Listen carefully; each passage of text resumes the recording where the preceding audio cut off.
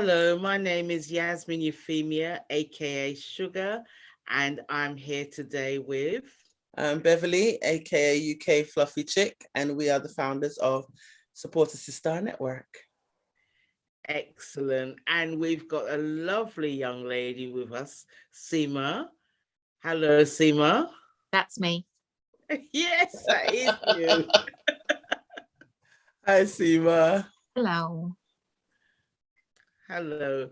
All right. So basically, you know, we've got an idea of what you come on to talk about, but could you just give us like a background of where you come from and how you got to where we're going to talk about? Okay. I'm going to start right at the beginning. I'm Manchester born and bred, which is why I talk funny, or normally. And I studied textiles at university in Leicester, textiles and knitwear technology. 5 years after graduating, I became a garment technologist. I worked in the industry. I specialized in children's wear.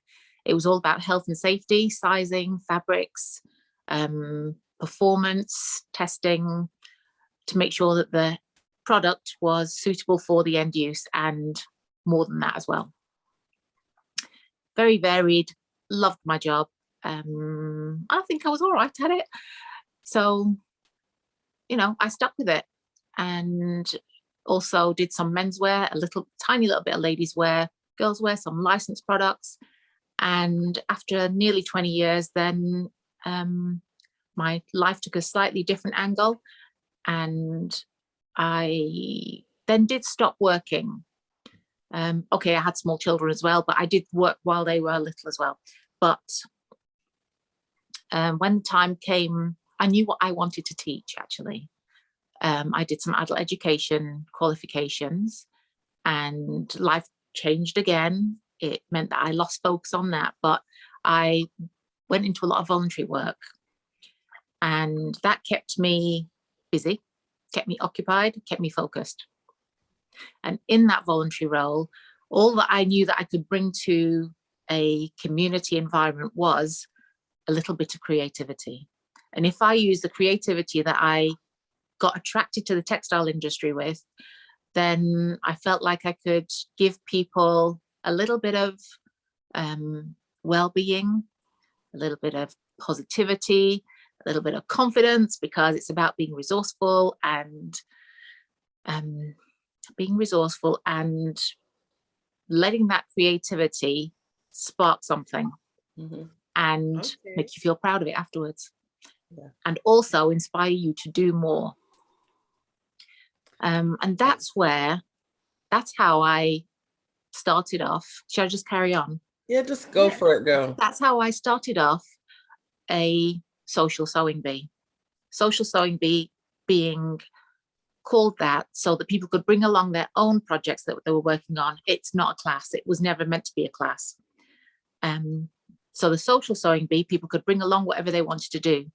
In the first few weeks, people brought along sewing, crochet, knitting, as well as rag rugs and embroidery. The space that I had to use at that point meant that everybody couldn't really spread out. So maybe we lost a few people like that, which is a shame. But we now have a handful of hardcore, devoted members. That hardcore group of members, the group, let me go back. The group started in 2019 in about August. So we'd been open for only a few months when COVID hit. But people had already gained a sense of community within the small group, and we bounced off each other. You learn from each other as you go along. And that's why it doesn't need to be a class. You just learn from each other as you do things, and you discuss things and you try things. So COVID hit. And in March, one of the ladies found out that there was a need for scrubs, and she was in contact with somebody who wanted sewers. She asked the whole group 6 of us came forward and we said we would do it. So we started off with that. People were struggling to do these things at home because not everybody had even stitched a garment in their life, but they were willing to help. And because of that struggle, we got permission from the leader of the council, Lewis Cocking. Which in council Broxbourne. did you say? Broxbourne Council. Okay. Lewis Cocking gave us permission to use the community centre over COVID. We were socially distanced and we had a little production line of these scrubs going. One of our ladies, Marilyn, pattern cutter, she was doing cutting for the whole, not just us, but other people in the group. I think it was East Hart Scrub Hub. She was cutting for lots of people there because she had a facility at home to be able to do that. And she knew what she was doing. And the rest of us were accepting her cut pattern pieces and putting them together with help from each other and including Marilyn as well. So we all learned a lot. We made scrubs, we sent them out to people, and we felt a sense of camaraderie. I'm sure of it. Excellent. So just before you carry on, just for clarity, because not everybody that's watching is from the UK, can you just tell us what scrubs are? Okay, so scrubs are the very basic uniform that all staff in a hospital would wear usually. It's the same style for everyone, but just in different colours to identify their roles usually. And maybe they don't identify roles, maybe that's a badge or a lanyard, I'm not sure. But like midwives don't wear scrubs, they wear a different one with different trim on it. But usually nurses, often doctors, any other staff in there will wear scrubs, and it just means that they can be washed at the end of the day and kind of recycled easily. Excellent. So when you opened the social sewing bee, what was your real intention? What did you visualize that it was going to be? I mean, it changed drastically because of the lockdown, but what did you visualize it was going to be? I think I imagined it would just be somewhere that people could go to share their passion, because people don't all, sewing had become a dying skill. Yeah. Yes. People might have done it at home, but they kind of did it quietly. If you say, I like knitting, people almost, well, when I studied knitwear, other students, my friends, would kind of make jokes about it. You know, are you going to sit there with your needles? And you know what? It wasn't like that at all. You had industrial machines in front of you, and it was all about technical stuff and production. So there's a preconceived idea that it's a little bit oldie worldy. But if you think about designers, then you don't think it's oldie worldy. All of a sudden now it's couture. Yeah. But what people sometimes fail to see is that they're all connected. Yeah, most definitely. Because a lot of people, I mean, it's because, you know, like a lot of the youngsters, they will buy garments and want to customize it some kind of way. You need to have the skills to be able to do it. And now all of us, you know, we've always upcycled, but now it's the in vogue word, you know, now sustainability and upcycling and, you know, utilizing things that you have around the home to make other things. And but we've been doing that from day dot, like kind of thing. The sewists have been doing that from day dot. Absolutely. So, curtain fabrics, they've been up on in your windows, but I've done exactly that, made a wedding outfit out of some golden colored beautiful silk that I didn't like on the curtains anyway, because they had this funny print on a helmet. I was like, don't want a helmet. Anyway, those silk curtains became an outfit I actually wore to a wedding. Wow. You know, I wasn't going to waste the silk. No. So, and I didn't want them as curtains. So and that's how I met Seema, because on that Nextdoor app I must have posted some upcycled things that I made, and someone mentioned about the sewing bee, because they'd asked me if I do classes at the moment, and I'm like, no, but watch this space. And then they mentioned about the sewing bee, gave me her number to contact her. So I have made an appearance, I think maybe twice to the club. And it's a nice little space. I mean, not a little space, because it's a good sized hall. Massive space, yeah. And you got all the facilities there. And like you said, everyone bounces off of each other. So, and Marilyn was, because like, although I studied design, sewing and, you know, pattern making and stuff like that, there's still things that I wasn't sure about. And to know that there's someone there who was in industry with pattern cutting that can advise, and then that lady that was there doing her quilting, you know, everyone's doing something that someone else doesn't do. So it was really a nice space. Like, only that pity due to commitments, I can't get to go as often as I'd like. But yeah, it's a nice space. It's a nice space. And that's what I thought, definitely have to have you on here to let people know about the sewing club, because what people don't realize, sewing is so crafting, like you just summed it up beautifully. Like, crafting is so therapeutic. Like the fact that you make some, because like without taking away from us talking to you, but I was just saying, like, I did a paper crafting class. Never done paper crafting before, but it's just to be able to be innovative and think, okay, what can I use to embellish? And you're just walking around your house looking for all different kinds of papers, old cards, you know, colored. And you find things. You find things. So it's so therapeutic, and that's what people are missing. It's not an oldie worldy thing. It's very relaxing, and especially more so like after lockdown with everyone's mentals being affected. It is so therapeutic. Yeah, definitely.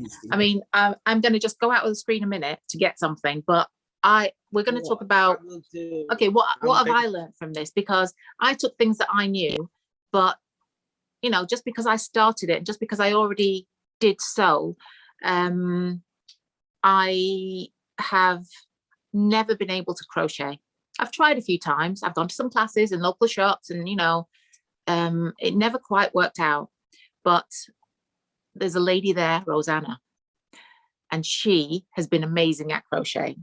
Now this is by chance here, called All I Want for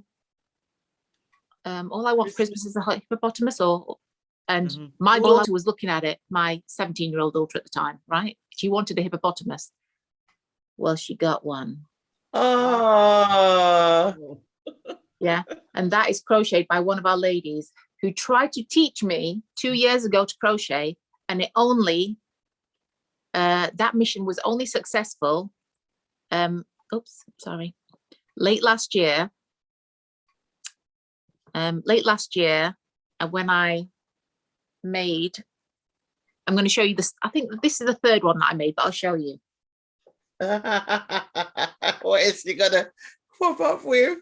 Okay. Yeah. About the bag. So this is the bag I made. There's a ready-made base on the bottom, which I purchased probably 2 years before I made this. Little red handles, because I like the 50s kind of things and jive. Lovely. Oh, that is wicked. It was literally single crochet all the way around. It's the most basic thing you could ever do, but I'm so proud. And so you should be, because it looks good. So that was the third one I ever made. The second one I ever made was this. Oh, wow. That reminds me of a bag I had in the 70s. I loved that bag. And I really wanted to do these kind of bags, because I went straight to the bags because my grandmother, she used to crochet these kind of bags, and we've all in the family, we've had them, and they were made out of like nylon rope. Yeah. So strong. Mm-hmm. And they remind me of my grandma. Oh, wow. Yeah. Who lived in East Africa in Nairobi. So for me, I've literally done one for my older sister. I'm doing one for my young sister now. And this week when I go, I will give them each their bag. And then we've started the whole process again, where somebody's made everybody a crochet bag. Mm. So I feel like it's living on. Yeah. And I only learnt late last year. That's good. That's great. Because that's something I've always wanted to know. I haven't got there yet, but I will. Yeah, you will. They are absolutely beautiful what you've done, and I'm sure your sisters are really going to appreciate them. Yeah, one of them's a bit wonky, but she won't mind.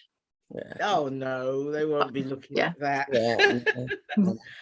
So with this social sewing bee, have you lot started up again? We have. We started up again, and people have come back. There's new people that have joined as well, and we have had people doing cross stitch and embroidery, and now we've got patchwork going on because we had some donations of home furnishing fabrics, and they're just too good to not do something lovely with. And yeah, so these donations have come in. We've also been donated a knitting machine. Wow. And somebody did come in, a lady called Scarlett came in and helped us to set it up. Or she set it up rather. She didn't help anybody. She knew what she was doing. She set it up, but with the limited equipment that was there. And we did get some little knitted patches. And this week we bought a bigger section that will be required so that we can knit properly on that industrial, not an industrial machine, on a domestic knitting machine. Okay.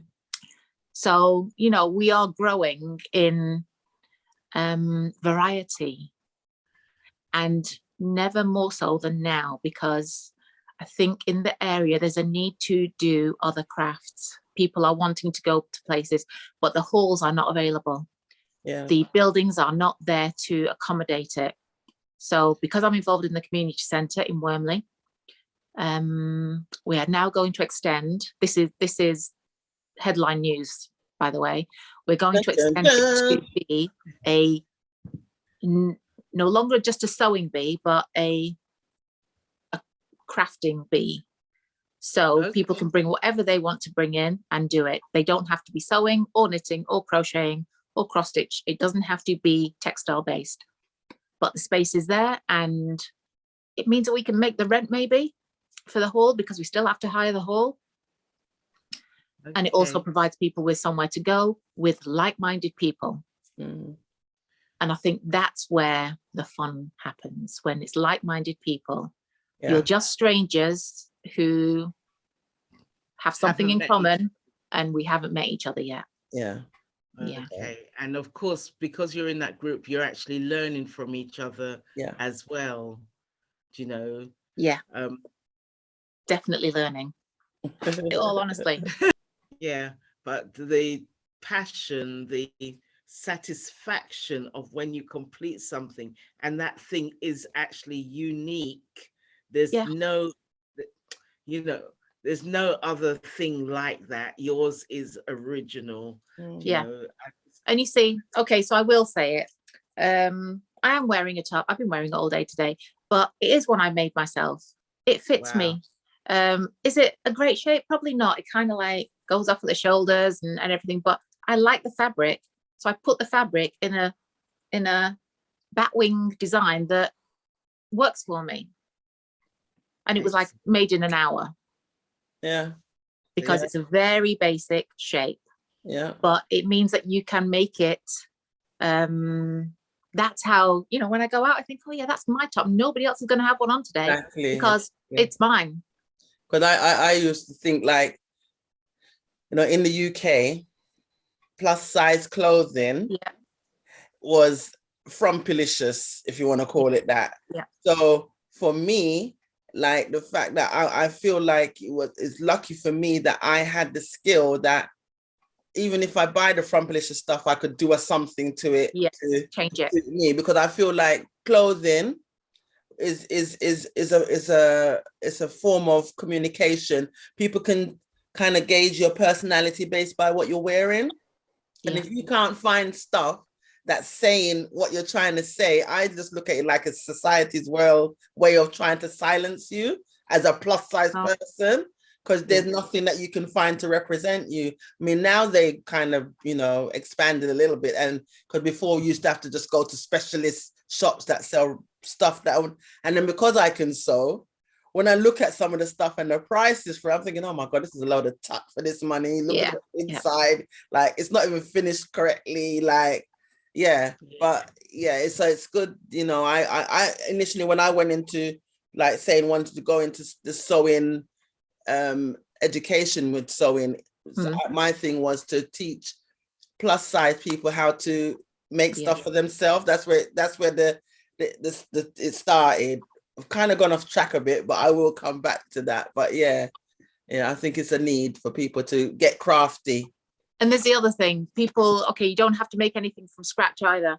I've often bought things and I thought, well, I like that, but I don't like the epaulettes on the shoulder. You know what? You go home, you unpick them, you cut them off, you make it right. Yeah. And then you've got the nice satin shirt with, you know, little placket opening without the epaulettes if you don't want them. Yeah. And so, because it isn't always cheaper to make it yourself. Yeah. Sometimes it's way more expensive. Yeah. And the time and the I don't want to say the word skill, but you have to have a little bit of ability to do everything. If you wanted an opening at the center front of a top, like a button opening, a placket, then you've got to be able to do the buttonhole and attach the buttons in the right place so it sits at the right position. Yeah. And so the buttonhole is, you know, fastened, then it stays in the right place. Yeah. It should be kind of right. And you know what? If you haven't got time to make that shirt, but you see something and you think, well, I can make that work. I don't want long sleeves. Cut the sleeves off. It's fine. Yeah. Do that all the time. You know, it's like the sleeves are in the wrong place. I don't like sleeves up to your elbows. Cut them off. Yeah, so that's make them customized clothing, really, isn't it? To suit yourself. Yeah. So where do you imagine, like, where would you like your social sewing bee to go? Because I know that there's something in the works where you're looking at getting bigger and better, but what do you visualize the end to be? So I would like anybody who comes who wants to use a sewing machine to be able to either upcycle, change, or make their own, at least basic items. Even if it's out of a bed sheet, if you can't get the fabric, you can buy bedding. And I think that's really important to understand, that just because it's a quilt cover does not mean it's got to stay a quilt cover. It's just a resource. You've got to look at things as a resource and just be a little bit more open-minded. And I know that a lot of people already are. This is not news, but you still find people who say, oh my God, you know, like, really? Bedding? I never thought of that. So it does happen. I would like people to think out of the box. I would like people to be more resourceful, to reuse. And it's all about sustainability now as well. Yeah. I'm not saying don't go buy new wool. I'm not saying don't go and buy any new fabric. You can still go and do that. We're in the modern world. It's okay. But so long as there's a little bit of balance. And for the social sewing bee, I would like it to become a social crafty bee or something like that.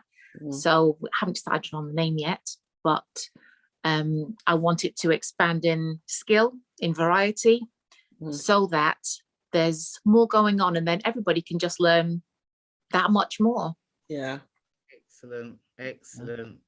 Okay, we've got a couple of minutes left, ladies. So Seema, if you could just tell us where we could find you. The craft group at the moment can be found in Wormley, Fairfield Drive. Can't remember the postcode, but it's Fairfield Drive in Wormley at the community centre. And we meet on a Thursday between 1 and 4.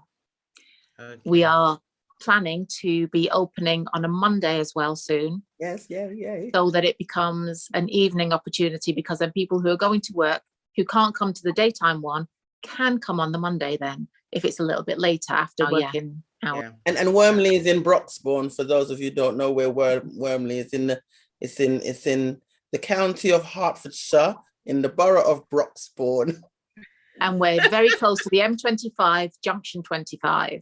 There you go. So we do have, at the moment, some people who come from Enfield are not that far from us. And I have had a lady inquiring from Enfield. She hasn't made it yet, but she wanted to. Yeah. Excellent, excellent. So we're talking with Seema that has a social sewing bee. The information will be available in the video somewhere, depending on the platform that you're watching when you're watching this. Um, I just love the idea that she actually made a wedding dress out of a curtain, you know, and excuse me, that's the alarm going on, you know, and I just really pleased to hear that you're bringing back to life a technique, I can't even find the right word for A it, skill, you a know, skill.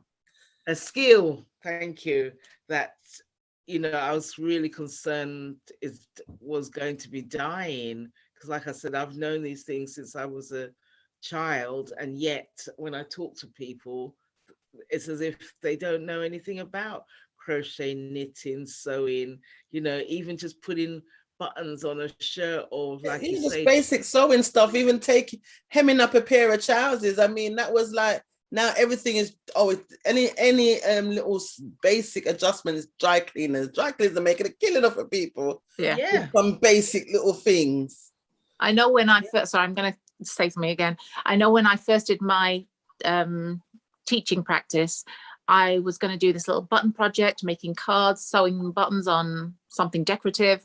And my tutor said to me, rein it in, because some people will not have even threaded a needle.